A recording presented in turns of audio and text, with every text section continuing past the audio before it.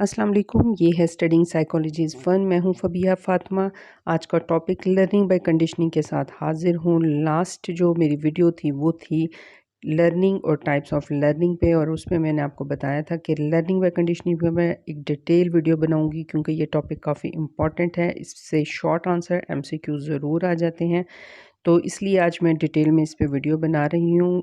Topic को start करने से पहले प्लीज़ मेरे चैनल को लाइक, सब्सक्राइब और शेयर करना मत भूलिएगा। चलें जी, स्टार्ट करते हैं लर्निंग बाय कंडीशनिंग। सबसे पहले ये समझते हैं कि कंडीशनिंग क्या होती है।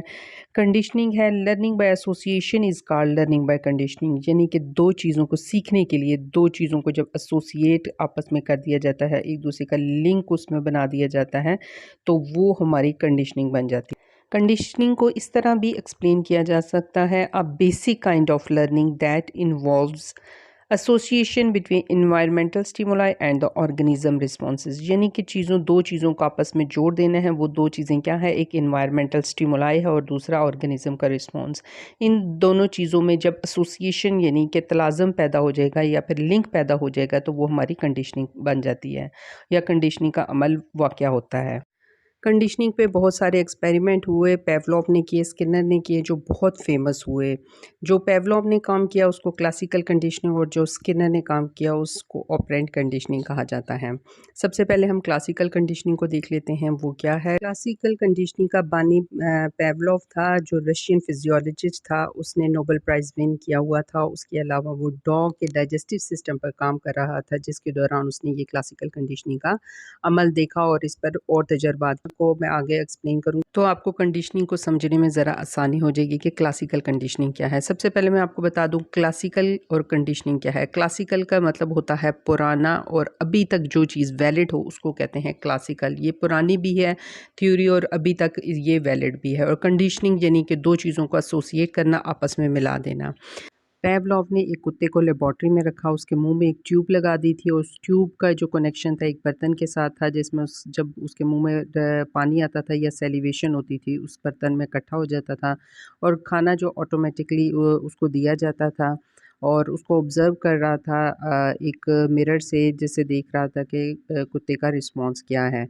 तो इसमें पेवलोव ने ये किया था कि पहले बेल बजाता था और उसके बाद कुत्ते को जो है खाना देता था। खाने को देख के कुत्ते के मुंह में पानी आना एक नेचुरल अमल था, लेकिन ये है कि उसको किसके साथ पेवलोव ने जोड़ दिया, उसने बेल के साथ जोड़ दिया। यानी कि खाना देने से पहले पेवलोव बेल बजाता था और उसके बाद खाना देता था। पहले 1-2 ट्रायल में तो कुत्ता इस चीज़ को नहीं समझ सका, और वो जब खाना आता था तभी वो सेलिवेशन उसकी होती थी। लेकिन बाद में वो कुत्ता थोड़ी देर के बाद, कुछ ट्रायल्स के बाद सीख गया कि अगर बेल के बाद उसको खाना दिया जाता है तो वो बेल की आवाज़ पे ही सेलिवेशन करने लग गया। इस तरह पेवलोव ने अपने एक्सपेरिमेंट से ये साबित किया कि अनरिलेटेड चीज़ों को भी अगर जोड़ के कम टाइम के साथ बार-बार पेश किया जाए तो उनमें कंडीशनिंग पैदा हो सकती है।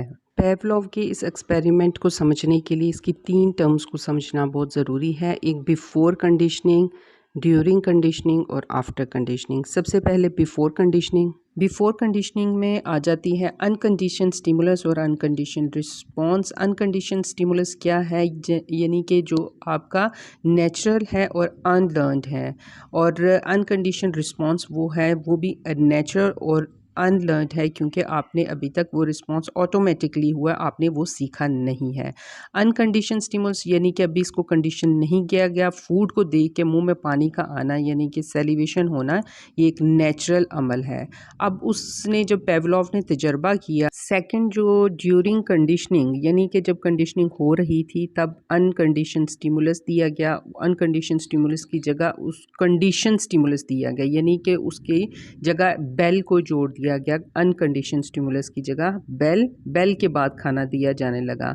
लेकिन फर्स्ट अभी ड्यूरिंग जब कंडीशनिंग हो रही थी, अभी कंडीशनिंग नहीं हुई थी, इसलिए अनकंडीशन रिस्पॉन्स था, यानी कि सेलिवेशन खाने पर ही हो रही थी, बेल पे नहीं हो रही थी। और जब थर्ड जो है आफ्टर कंडीशनिंग, यानी कि जब कंडीशन हो गई उस वक्त कंडीशन स्टिमुलस जो बेल थी उसके साथ कंडीशन रिस्पॉन्स यानी कि सेलिवेशन हो गई। यानी कि पेवलोव ने यह साबित किया कि कुछ अनरिलेटेड चीज़ों को जब दो चीज़ों को बार बार जोड़ के पेश किया जाए तो उनके अंदर कंडीशनिंग हो जाती है। यानी कि बेल की आवाज़ पे ही कुत्ते के मुंह से सेलिवेशन का आना एक कंडीशन स्टिमुलस बन गया। इस तरह हम बहुत सी चीज़ें कंडीशनिंग की से सीख सकते हैं। उसका ये जो एक्सपेरिमेंट है बहुत फेमस हुआ है, जिस पे उनको नोबेल प्राइज़ 1904 में इसको नोबेल प्राइज़ भी मिला। अच्छा, नेक्स्ट है ऑपरेंट कंडीशनिंग। ऑपरेंट कंडीशनिंग को इंस्ट्रूमेंटल कंडीशनिंग या फिर रिस्पॉन्स स्टिमुलस कंडीशनिंग भी कहा जाता है। इसके father of operant conditioning Skinner को कहा जाता है। बीएफ स्किनर ने इस पे जो रैट्स पे और पिजन पे एक्सपेरिमेंट किए थे। ऑपरेंट कंडीशनिंग दो चीज़ों पे बेस करती है, एक है रिवॉर्ड, एक है पनिशमेंट। रिवॉर्ड को रीइंफोर्समेंट भी कहते हैं और साथ दूसरा है पनिशमेंट। और जब आपको मैं एक्सपेरिमेंट एक्सप्लेन करूँगी तो साथ ही इन चीज़ों को भी एक्सप्लेन कर दूँगी। बीएफ स्किनर का जो ये सारा काम था या एक्सपेरिमेंट्स थे, वो थॉर्नडाइक के लॉ ऑफ अफेक्ट पे बेस करते थे। स्किनर ने जो एक्सपेरिमेंट किया था वो कुछ इस तरह था कि उसने एक बॉक्स बनाया था जिसके अंदर पूरा सिस्टम एक बनाया था, उसको उसने स्किनर बॉक्स का नाम दिया था। उसमें एक लीवर था जिसको प्रेस करने से खाना ऑटोमेटिकली आ जाता था, और उसमें एक भूखे चूहे को जो है बीच में छोड़ दिया था और वो देखना चाह रहा था कि वो किस तरह सीखता है। और जिस बेस पे जहाँ पे वो था और नीचे जो एक रॉड लगा दिया था जिसके ऊपर करंट उसने छोड़ दिया था। सबसे पहले उसने चूहे को ये सिखाना चाहा कि अगर वो भूखा था, वो बार-बार रिस्पॉन्स कर रहा था कि अचानक कुछ देर के बाद उसका ना लीवर पे हाथ प्रेस उसने लीवर प्रेस कर दिया जिससे खाना ऑटोमेटिकली आ गया। अब वो ये एक दफ़ा तो उसने ये ट्रायल किया, इतनी जल्दी वो सीखा नहीं, लेकिन कुछ देर बाद दोबारा वो भूख से इधर-उधर फिर रहा, दोबारा लीवर के ऊपर पाँव आया। इस तरह 2-3 ट्रायल के बाद जब उसका बार-बार लीवर पे पाँव आता था और उसको खाना ऑटोमेटिकली मिलता था, तो वो ये चीज़ सीख गया कि वो लीवर को प्रेस करेगा तो उसे खाना मिल जाएगा, तो वो फिर बार-बार लीवर को प्रेस करता था। अब इस रिस्पॉन्स को ख़त्म करने के लिए ये उसको रिवॉर्ड के तौर पे सारा प्रोसेस था और रिवॉर्ड लेना सीख गया वो।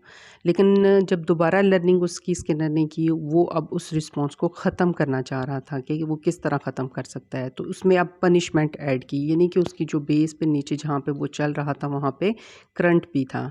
अब वो जब उस रिस्पॉन्स को ख़त्म करने के लिए जब वो लीवर प्रेस करता था तो उसको करंट लगता था नीचे, तो वो उसने एक और खाना उसको नहीं मिला। इस तरह 2-3 ट्रायल के बाद वो ये सीख गया कि उसको अगर वो प्रेस करेगा लीवर तो उसको करंट लगेगा, खाना नहीं मिलेगा। इस तरह वो ये चीज़ भी सीख गया कि पनिशमेंट से किस तरह बचना है। ये रिवॉर्ड और पनिशमेंट पे बेस करता है पूरा इस एक्सपेरिमेंट से स्किनर का ये प्रूव करना था कि रीइंफोर्समेंट और पनिशमेंट से हम बहुत सी चीज़ें सीख भी सकते हैं और बहुत सी चीज़ों से बच भी सकते हैं, कि अपने बिहेवियर को इंक्रीज़ और डिक्रीज़ करने में हमें ये दोनों चीज़ें बहुत हेल्प करती हैं। रीइंफोर्समेंट के आगे से 2 टाइप हैं, पॉजिटिव रीइंफोर्समेंट और नेगेटिव रीइंफोर्समेंट।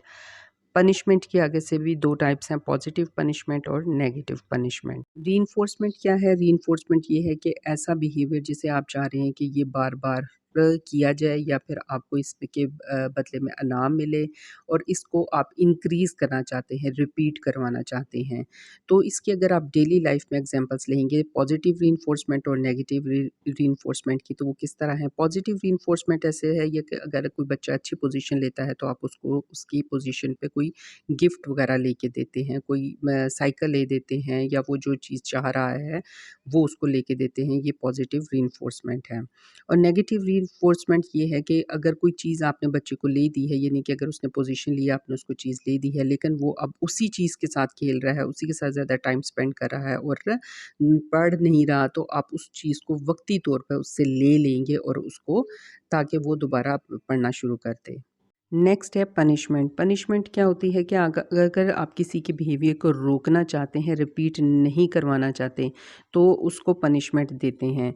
उसके लिए इसके आगे से 2 सब टाइप्स हैं, पॉजिटिव पनिशमेंट और नेगेटिव पनिशमेंट। यानी कि पॉजिटिव पनिशमेंट ये होती है जिसमें आप बच्चे को ऐसी चीज़ देते हैं जो वो नहीं लेना चाहता। यानी कि अगर बच्चे ने कोई काम गलत किया है या फिर किसी बच्चे की कॉपी फाड़ दी है, तो आप उसको या तो थप्पड़ लगाएँगे या फिर उसको कोई पनिशमेंट वहाँ पे क्लास में देंगे या फिर उसको एक्स्ट्रा होमवर्क देंगे, क्योंकि वो बच्चा वो नहीं लेना चाहता। लेकिन इस पॉजिटिव पनिशमेंट से वो बच्चा गलत काम करना रोक देगा।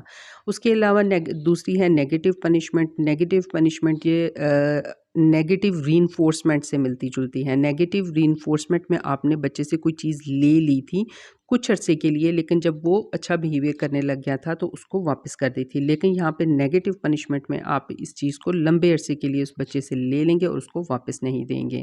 ये नेगेटिव पनिशमेंट है। लेकिन बीएफ स्किनर का कहना ये था कि पनिशमेंट जो है वो लर्निंग में इतनी या कंडीशनिंग में इतनी हेल्पफुल नहीं होती जितनी रीइंफोर्समेंट होती है। रीइंफोर्समेंट में भी नेगेटिव रीइंफोर्समेंट ज़्यादा पावरफुल होती है किसी चीज़ को, बिहेवियर को सिखाने के लिए।